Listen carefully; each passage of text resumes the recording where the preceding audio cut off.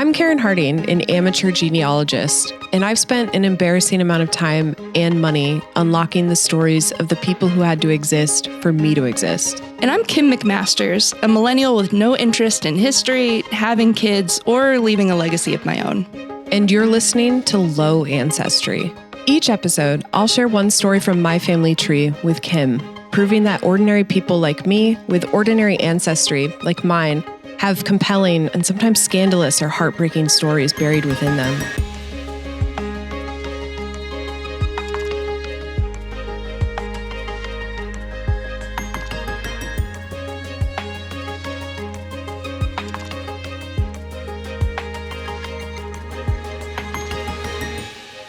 Kim, welcome. If you didn't notice, we skipped the narrative today. Yes, we did. And there's a reason. Yes, there is. The reason is that I couldn't and wouldn't put myself in the point of view of the characters in today's story. Felt really wrong to do so because today's episode is a gargantuan bummer. Mm-hmm. And I'm really not trying to be glib when I say that. Today's episode actually contains some pretty serious topics like racism, genocide, and slavery. And I feel like it wasn't right to embody either the perpetrators or the victims and survivors of our stories. So as we move through the episode, please take care while listening. But before we dive in, I want to address why I chose the story that we're about to hear, why I'm choosing to talk about a pretty troubling story. There are a multitude of paths to find the same meaning or moral lesson, and genealogy is just one among many tools. And in our current climate, I feel that white folks especially are trying to distance themselves from their ancestors and the choices that they made so that we can alleviate our own personal responsibility for the world that we live in. And I think genealogy is actually a really great way to help us make that connection, make the connection between the dark chapters of our history and the current unjust systems that we experience today.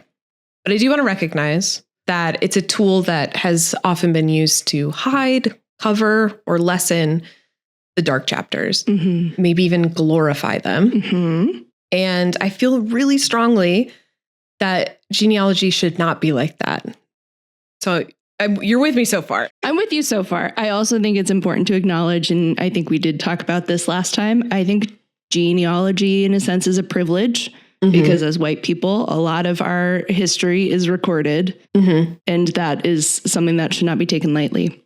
I couldn't agree more. And I think that genealogy is so closely linked, so strongly linked with a person's identity that there is an urge to just celebrate all the great stories while ignoring any horrific or troubling ones. But I passionately want to move past that and become the type of genealogist who looks at all of their ancestors for the total sum of their choices and the total sum of the world that they lived in without whitewashing that.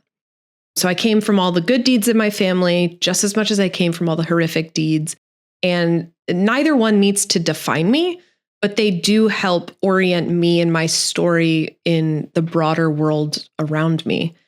And so that's my soapbox. You've got me hooked. Great. I'm here. I'm Kim. If I could just make you a genealogy apologist, that's my only mission. I think you need to aim a little lower. Oh, how so? Well, apologist, I'm not sure if we'll get there fully, but Listen, I'm with you on your journey. So without further ado, let me tell you the story of Bartley Corbin, my 5th great-grandfather.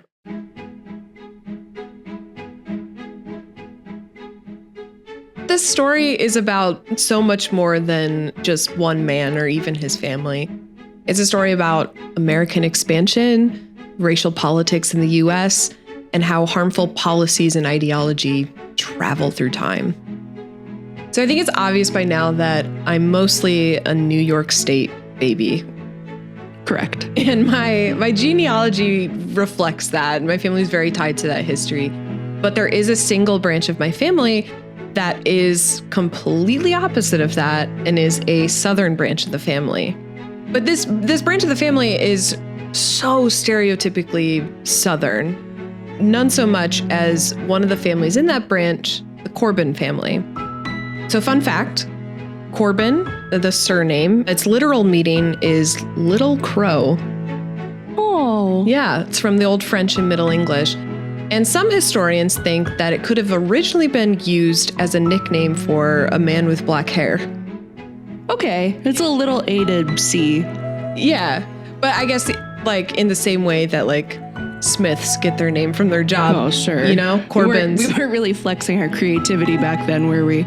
Corbin was not invented during this story. That was invented a long time before.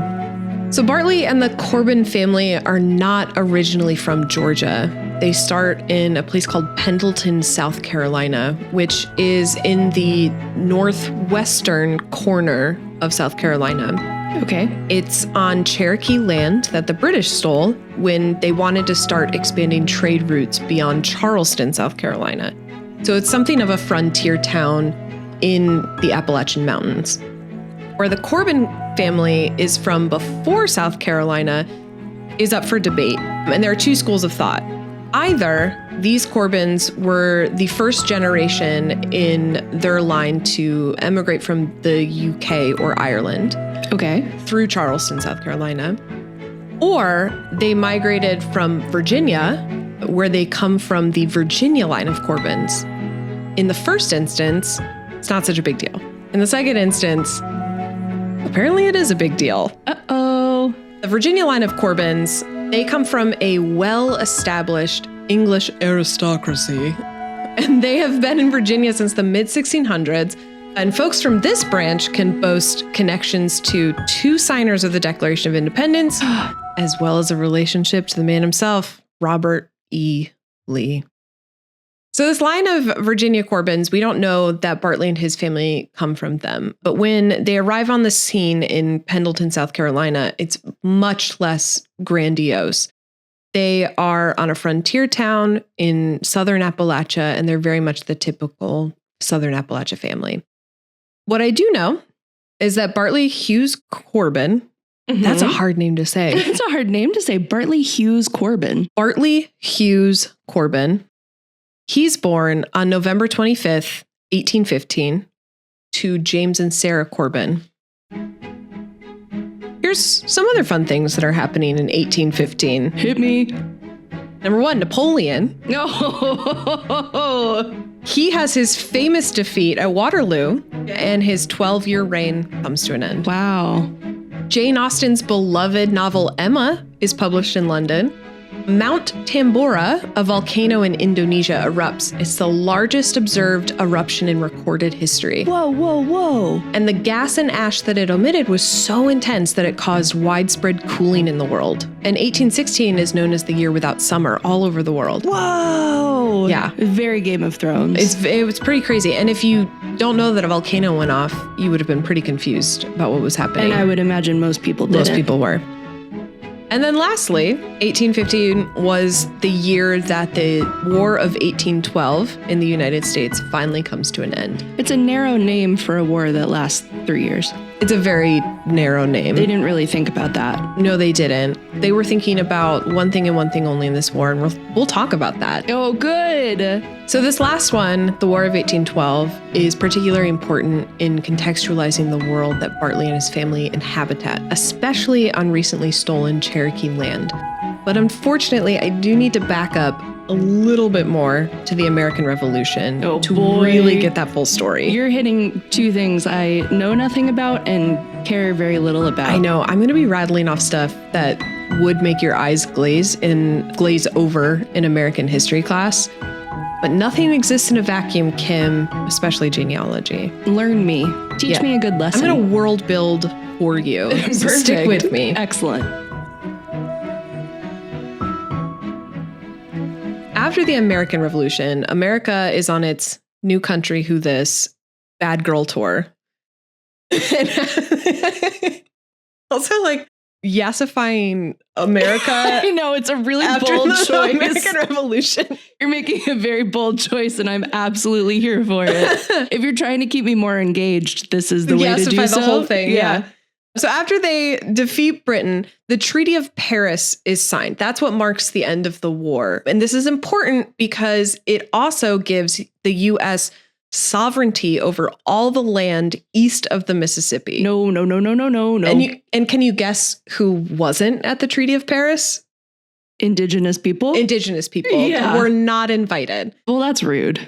It is really rude. So I'm sure that surprises no one. And Native people took umbrage with this for good reason, because it gave US the permission from the British to start settling even further west. No, it didn't. Exactly.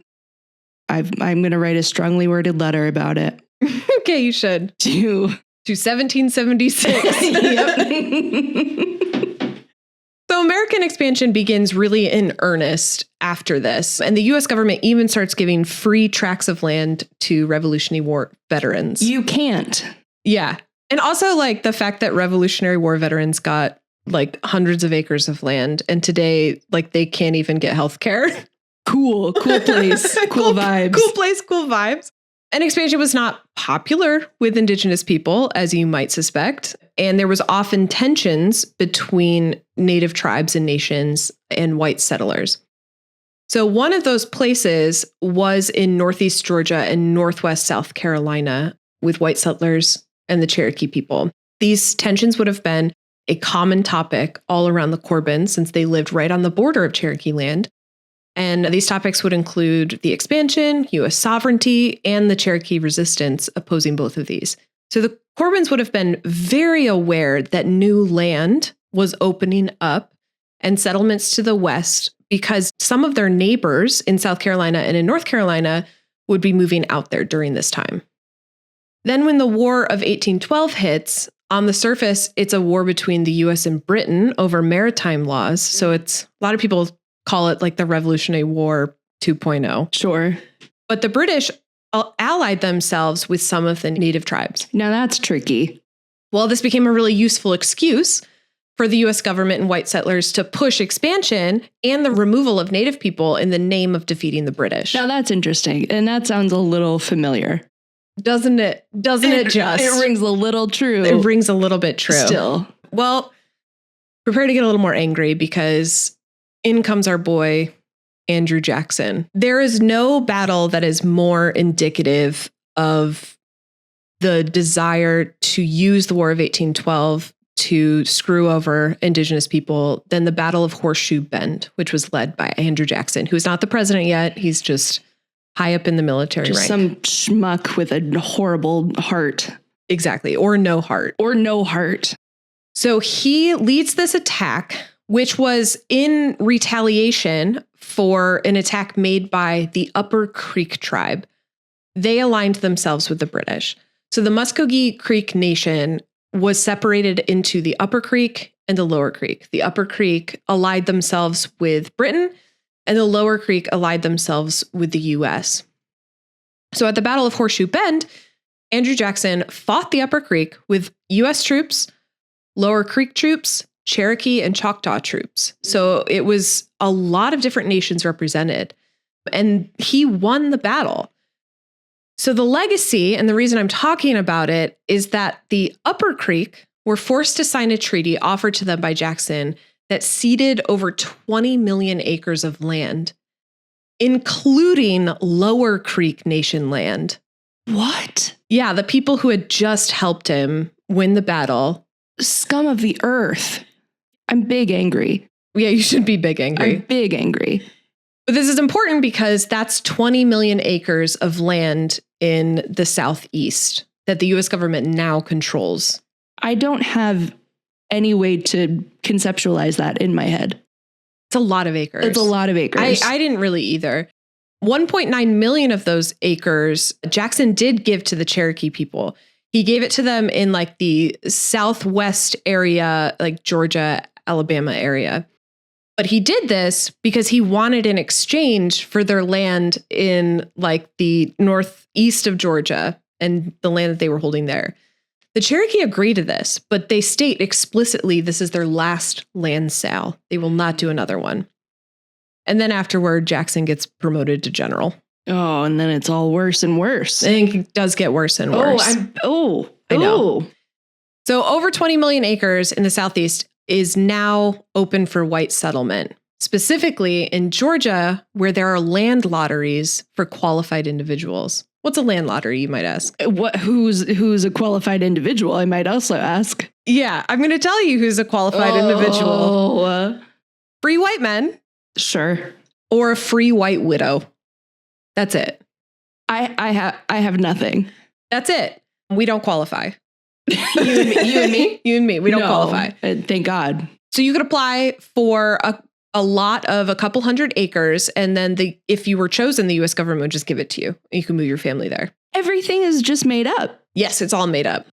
And now you can't even buy a half an acre lot with a house because it's so expensive. No, we could barely afford fruit. With the land lottery, white settlers come rushing in to claim their free land. And we know that James Corbin and his wife Sarah and their children, including Bartley, join the frenzy sometime after 1820. And they settle in the picturesque Habersham County in northeastern Georgia.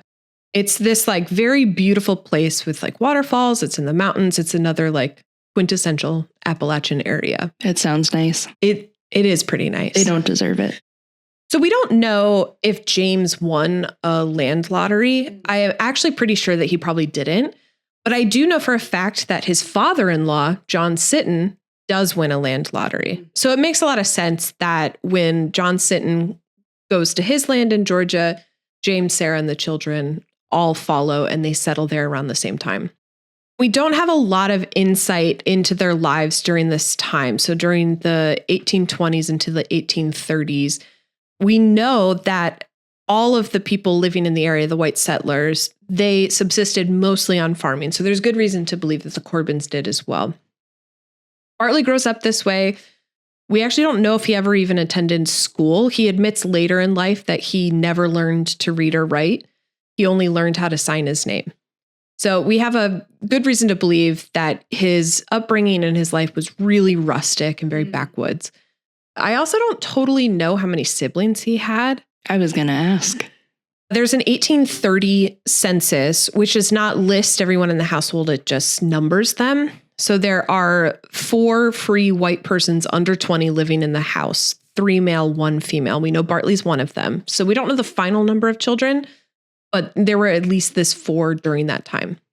Life goes on for the Corbins like this and the other white settler families in this brand new county made from Cherokee land. For the Cherokee, they didn't just up and leave. That wasn't how that worked. A lot of them chose to stay on their ancestral land. And what that looked like was there was kind of 2 paths. There was one where the Cherokee got economically tied to the area alongside the white settlers, and they assimilated to a lot of the same culture during this time, which is it's very complex. Yeah. It was known that the Cherokee sometimes founded their own farms or plantations. They opened blacksmith shops or mills. And some of the Cherokee we know who owned plantations even practiced slavery next to their white counterparts who were also enslaving people of African descent. And it was during this time that a lot of folks intermarried white settlers and Cherokee people. And it was usually white men and Cherokee women. The other path is that there were Cherokee who were more traditionalists and they vehemently opposed this integration and this assimilation. But a lot of them actually left. They left to northeastern Arkansas on their own to get away from it. But some of them stayed, and they would warn all of the other people in the Cherokee tribe that the dangers were the white schools and the Christian churches, and they should stay away. The Corbins would have experienced all of this. They would have seen all of this happening. They were at the center of American Southern expansion, and these conversations about the future of the Cherokee people was a really hot topic of conversation during the 20s of American government and politics.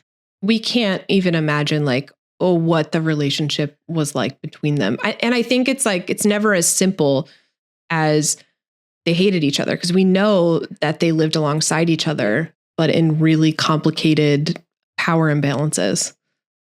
I'm bummed. I know, you should be. Because there's 2 things that are going to happen next. Uh-oh. One of them happens in 1828 on a local level, and the other happens in 1830 on a national level. Mm-hmm. The local event was that gold was found in Habersham County. This is actually America's first gold rush. Really? Yeah. Wow. Northeastern Georgia. Nothing to be excited about because this is the reason that more and more white settlers wanted to move to the area, and they start pressuring the government to open up more land, take more Cherokee land, so that they can get down there, live, and find gold. And we know that in American colonialism, and frankly, all colonialism in general, we push out indigenous people for far less than the promise of gold. Oh, yeah. So this was like a huge inflection point for this. So then by 1830, these settlers were edging more and more into Cherokee land, advocating for the government to free more up for them. And it brings us to that important national event. Can you guess what it is, Kim? Yeah, but I don't want to be wrong. This is the precursor to the Trail of Tears. The thing happens that will send kind of the dominoes toppling to get us to the point of the Trail of Tears. Andrew Jackson has become president at this point. Oh, yeah. And it is now the start of one of the darkest chapters of American history. His Congress pushes through the Indian Removal Act of 1830, which proposed the absolute removal of all Native people from the South and Southeast to move them west of the Mississippi. Oh, I want to crawl out of my skin. Yeah. Well, you actually weren't the only one because it was not unilaterally popular. It was a hit with Southern settlers. Okay, they were very stoked about it. Mm-hmm. But it wasn't popular among a lot of politicians and Northern constituents. So the main theory in the US government up until this time was assimilation for Native tribes. Right. So the thought was that Native people could stay here, we just need to modernize and Christianize them. And that's what most people wanted. Give it up. So the politicians that were against this were actually thinking, if you send them all west, then they'll be isolated from God's perfect people. And how can we modernize them? Oh, no. So it wasn't altruistic. Oh, I hate it here. The Northerners actually said, this is barbarous. It's unkind. Why would the Southern settlers want to do this? And then Andrew Jackson called them hypocrites because he said everyone in the North got their land because of the extinction of Native people up there. And do you hate that you're agreeing with Andrew Jackson? I hate that he's right. Yes, he's right in this moment. It is right, but it's not okay. Yeah, his thought was, they're extinct up there, so can't they be extinct down here? Come on. Gross. Ugh. Once the Indian Removal Act is enacted, Jackson, his opinion and what he says to people is this is an act of mercy. He saw that the end of Native tribes was inevitable, their traditions, everything. And he, in his benevolence, was giving them the opportunity to survive out west, which is crazy. If I roll my eyes any harder, they're going to pop out of my head. They're going to pop all the way up into space. Yeah. Today, we recognize neither stance on this act, because today we recognize this legislation as nothing more than state-sanctioned ethnic cleansing. That's exactly what it was. 100% what it was. The Cherokee removal from Georgia was not immediate. Other tribes like the Choctaw, the Seminole, and the Creeks were removed in the early part of the 1830s. And though the Cherokee weren't immediately removed, their lands in Georgia were rapidly being taken over by the settlers in the gold frenzy. So finally, the white settlers and the governor of Georgia put pressure on the government to free up more land, and Jackson gives in. So he tells the Cherokee in the Southeast that they have a deadline of May 1838 to leave voluntarily or they will be forcibly removed. And that date is very important, so we'll come back to that again. May 18th? May 1838. 1838. Got exactly. it.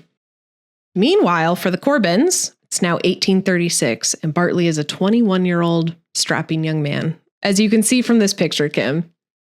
Here we go. Oh my goodness. Now, Karyn, that's a wide head. It's a wide head. That's a very wide head. There's something very Lincoln-esque. It's like the haircut, the Farquadian haircut. Yeah. And something is extremely Farquadian. we're getting a little bit of there's like a bit of a swoop on the top, and then we have berries and cream on the sides. Just the thickest. It is berries and cream. It's giving berries and cream, and the thickest chin strap that I've ever seen. Yeah, he didn't want his chin to fall off for sure. And his collars are all askew. Yeah, roast him, Kim. Sloppy. Roast him. Read him to filth. It's all I can do to get my anger out. Yeah, that's actually the only time you may be able to do that. So Bartley is living in a part of Georgia where the population of white settlers is exploding, and he watches as the Cherokee dwindle from the region. The sentiment of his fellow settlers is that this is such a good thing. There's so much more room for white settlers. And we have no reason to believe that Bartley and his family were any different.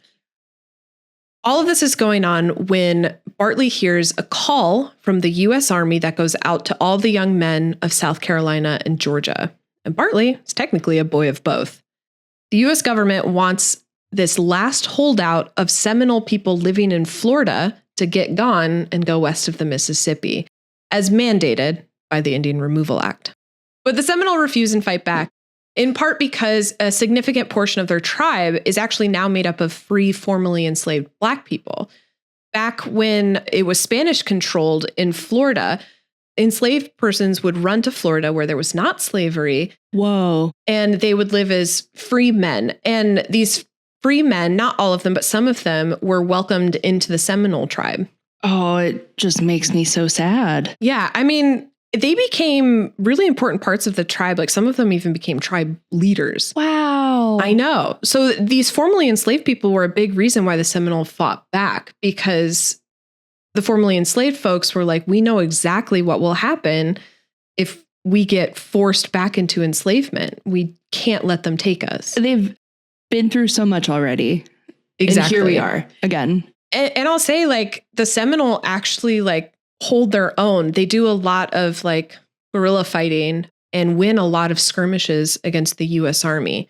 So the major general in charge at the time, Thomas Jessup, he makes a desperate call for volunteers to fight from neighboring states. And Jessup knows exactly how to motivate his Southern audience. And warning, there is offensive racist language coming up. In his call to South Carolina and Georgia, Jessup states, "This is a Negro war, not an Indian war," referring to the many Black Seminole tribe members. This call goes out, and many, many men from South Carolina and Georgia join the fight, including Bartley Corbin, right after the call. There's a reason. There's a reason that they joined. The call goes out, and in 1837, Bartley Corbin enlists in the Georgia Volunteers in Captain Bearden's company, headed for Florida. And again, with genealogical records, you can never really know a person's intent, but based on everything that has happened around Bartley in his lifetime, both on a national and local level, and then his immediate answer to a call for action in a racist war with racist intent, I don't feel like I'm coming out of left field when I say I think Bartley's motivations for fighting were probably propelled by racism. Yeah, certainly. He first goes to Macon, Georgia for training, and then he joins the other volunteers in Florida in Tampa.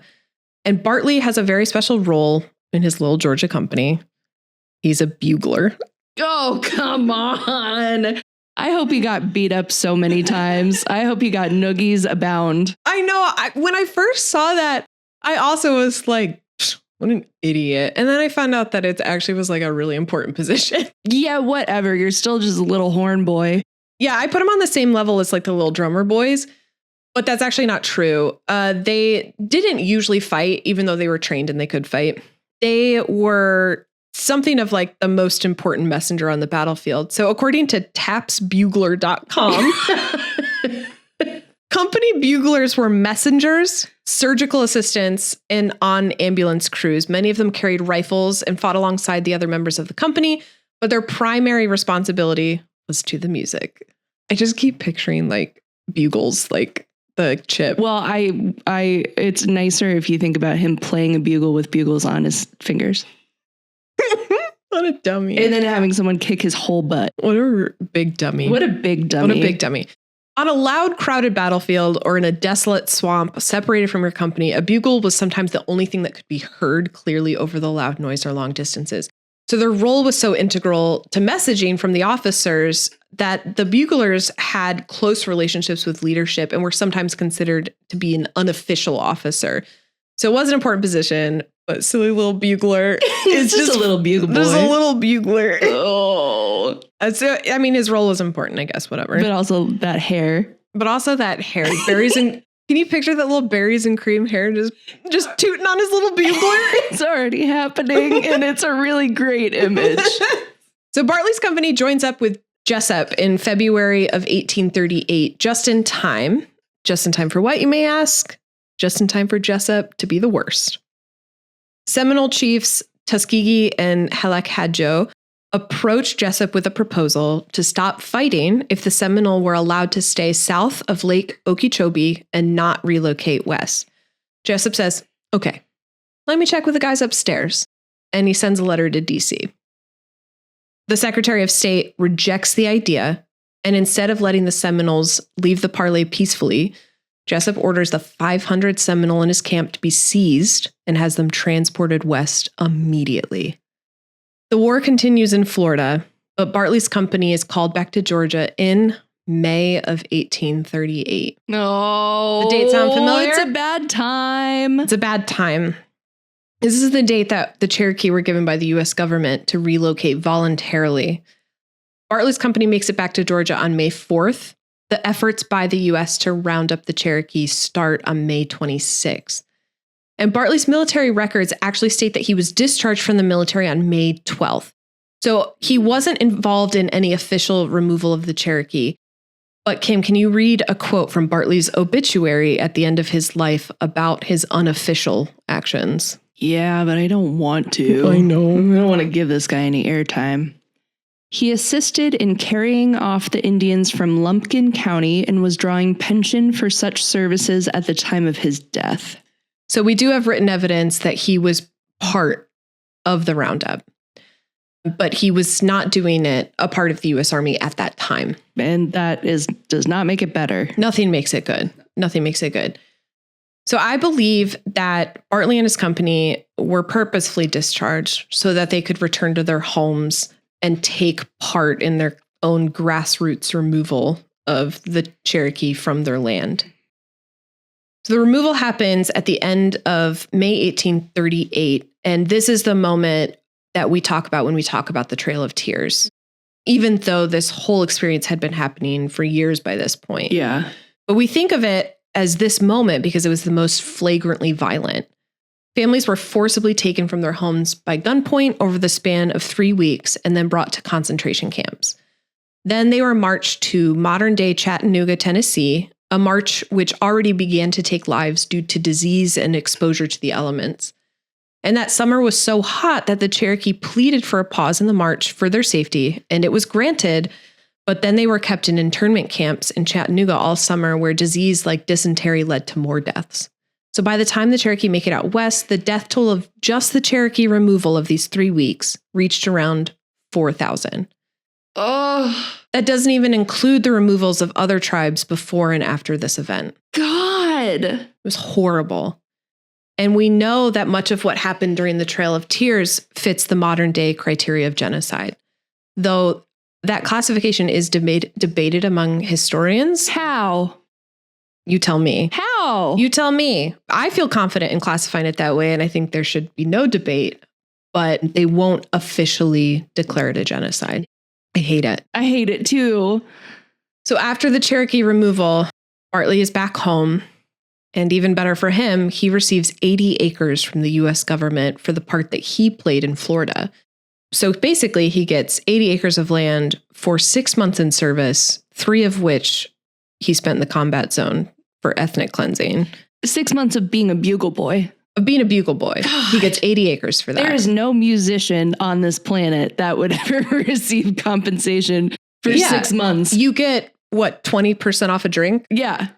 That's like 450 PBRs. That math can't be right, but it's free PBRs for a long time. How many PBRs fits on 80 acres? More than that, surely. If you think that I'm not going to Google that the second that this is over. There has to be a calculator somewhere. We're going to find a way. Now that Bartley's back from the war, he has his own land, he decides it's time to settle down and marry. So in 1840, he marries a woman also from the same area in Georgia, and her name is Susanna Landrum. Oh, good. Make more of you.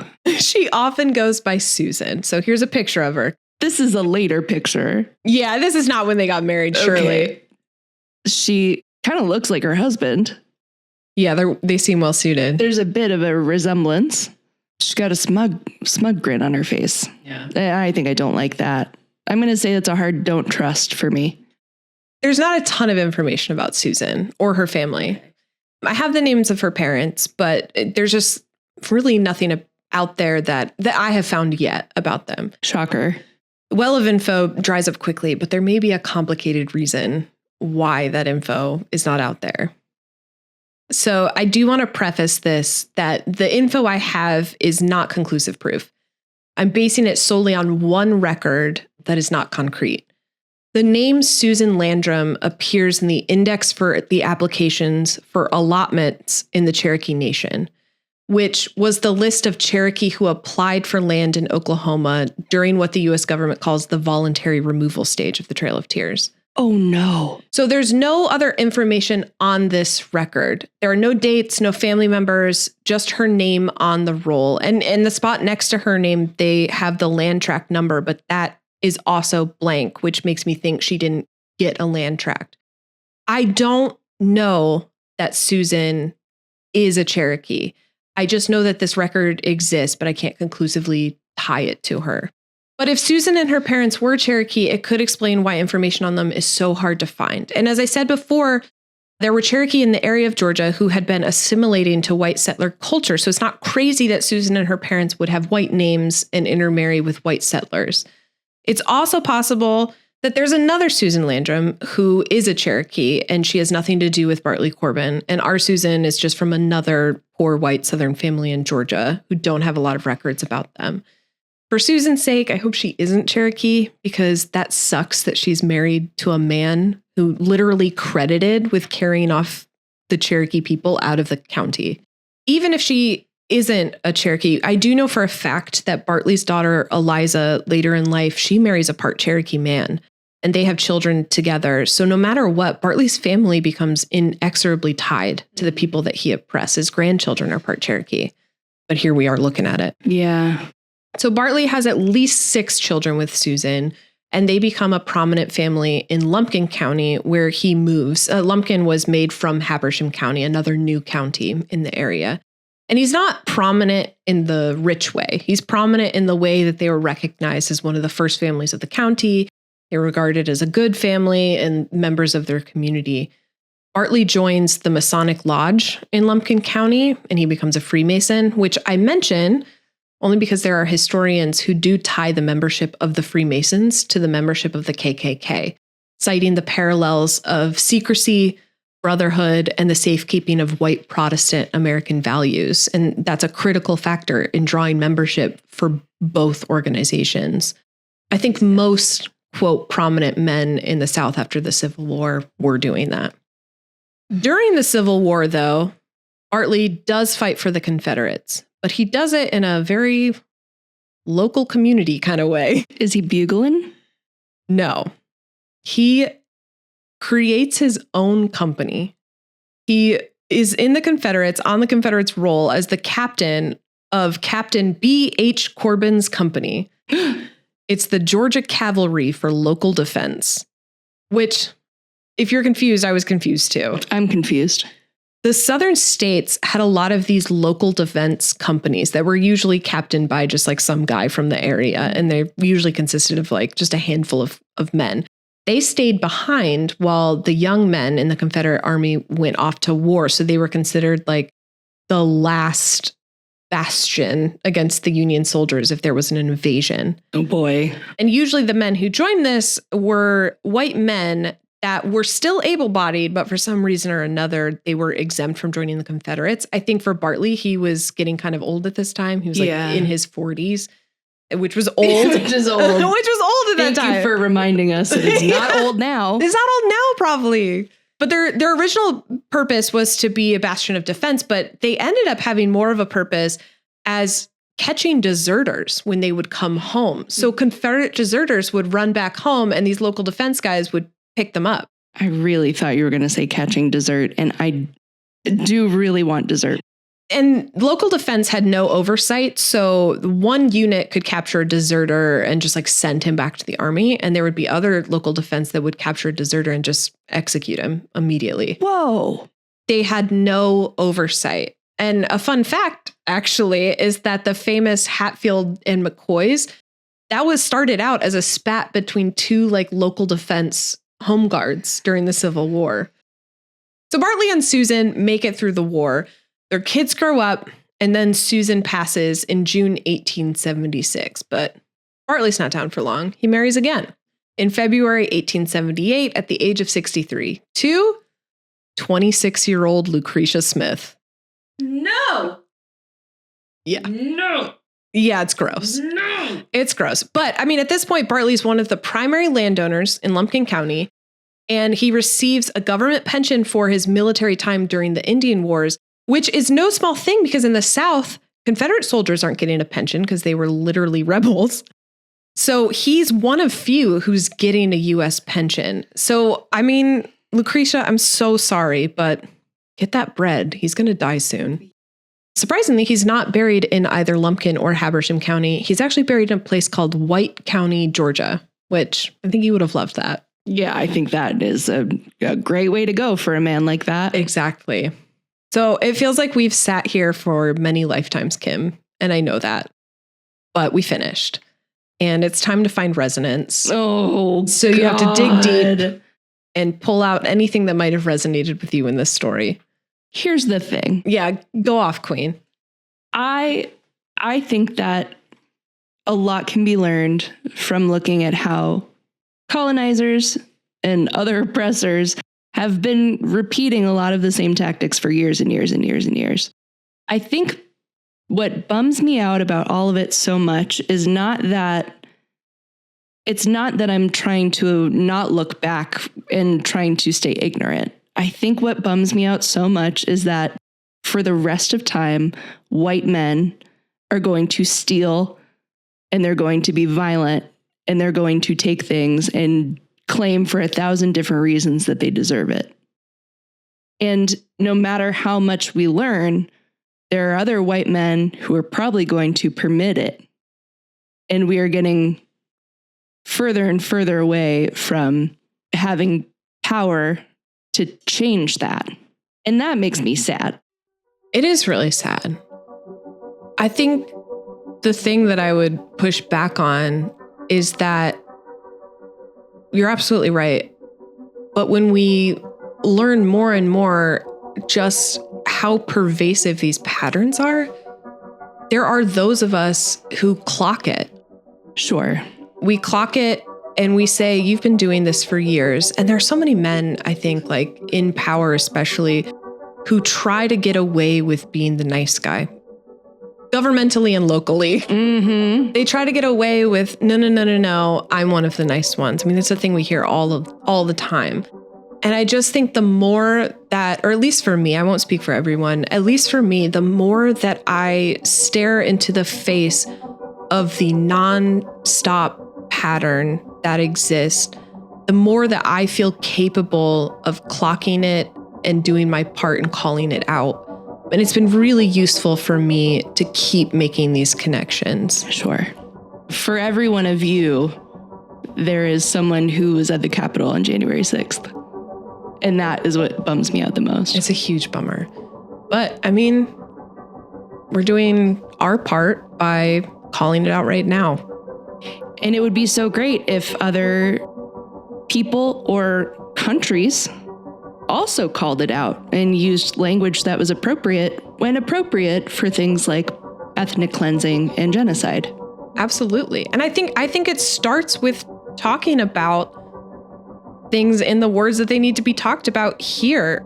There's a debate on whether or not the Trail of Tears technically qualifies as a genocide, right? But we can declare, no, that's ethnic cleansing. That's a genocide. That is unacceptable. And so we just keep trying to fight the way in which we try to hide these dark chapters. Or at least that's what I'm trying to do. I'm trying to do it also. No, we're both doing it together, Doctor. Captain.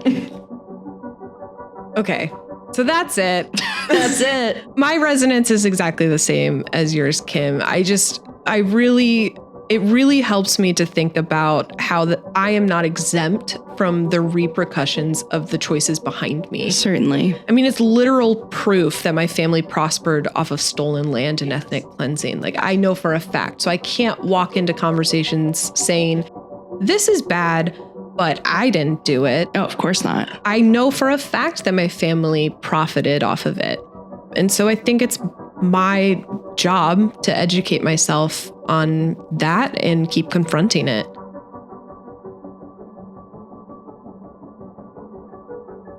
And I think it's time that we put this very sad story to bed. Thank you. Or take it out back and shoot it. Let's go with that one. Yeah, let's go with that one. Talk to you later, Kim.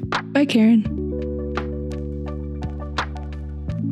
Low Ancestry is written and produced by Karyn Harding and co-hosted by me, Kim McMasters, with original music and audio engineering by Benjamin Malk. Original cover art was designed by Christina Swanson of Swansong Creative. Resources pertaining to today's episode and a link to the official bibliography can be found in our show notes or at our website, lowancestry.com. All research was conducted by Karyn, but she's been known to be wrong on occasion. So if you'd like to connect with Karyn or even send her a correction, you can email us at connect@lowancestry.com or find us on Instagram @lowancestry. Genealogy is, after all, a community effort. Thank you so much for listening, and if you like what you hear, don't forget to rate, review, and subscribe wherever you get your podcasts. We'd love to hear from you, and frankly, we really need this.